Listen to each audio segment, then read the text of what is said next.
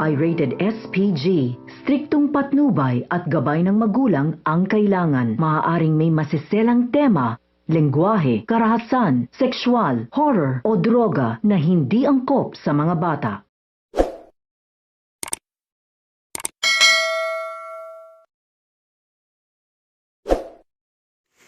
Narinig ni na Angel at Kiara na kausap ni Lorraine si Mr. Guerrero sa telepono at kikitain nila ito. Kinukutuban sila na may pinaplano silang masama. Kaya inutusan ni Angel si Kiara na tapusin na si Mr. Guerrero. Duguan na si Mr. Guerrero nang dumating sina Lorraine at Pon. Pero bago ito nalagutan ng hininga, sinabi niya na si Kiara ang sumaksak sa kanya.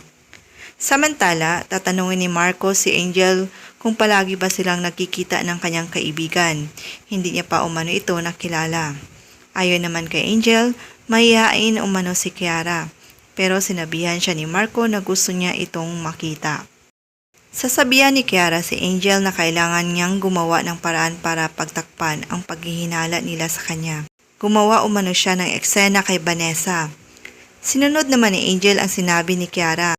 Nagdrama ito at na-set up si Vanessa. Susulsulan niya si Sylvia na delikado na tumira ng bahay kapag kasama pa nila si Vanessa. Paano umano kung sa susunod manaksak siya bigla at siya umano ang targetin niya. Natakot naman si Sylvia sa sinabi ni Angel. Kaya tinawagan niya ang doktor at sinabihan na hindi sila safe kapag kasama nila si Vanessa.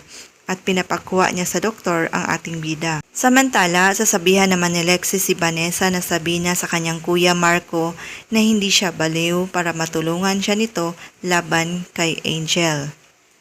Lahat ng yan, dito lang sa Apoy sa Dugo. Maraming salamat po sa inyong panonood. God bless!